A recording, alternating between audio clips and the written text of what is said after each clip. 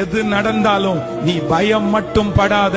உன்னை திரும்பவும் நிலை நிறுத்துவதற்கு என் தேவனாகிய கர்த்தருடைய பிள்ளையே, எது வேண்டும் என்றாலும் நடக்கலாம். கர்த்தராகிய ஆண்டவர் வாக்கு கொடுக்கிறார். நீ நிறைய நாட்களாக ஜெபித்து நடக்கும் என்று நினைத்து கொண்டிருந்த அந்த காரியம் இப்பொழுது நடக்காது என்று பலரால் சொல்லப்பட்டிருக்கலாம். நீங்கள் பிரயாசம் எடுத்து முயற்சி எடுத்து ஜெபம் பண்ணி ஆயத்தமாய் இருந்த காரியம் இப்பொழுது நடக்காது என்று உங்களுக்கு முன்பாக வந்து நிற்கலாம்.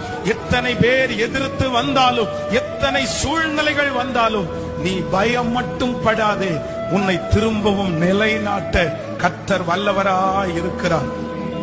தடை போல சத்துரு வாசலை அடைத்தாலும் தடைகளை உடைக்கும் நீர் என் முன்னாய் நடந்து செல்வீர். எனக்காக ஆயத்தம் பண்ணினதை என் கண்ணால் காண செய்வீர். நீர் செய்ய நினைத்தது தடைபடாது.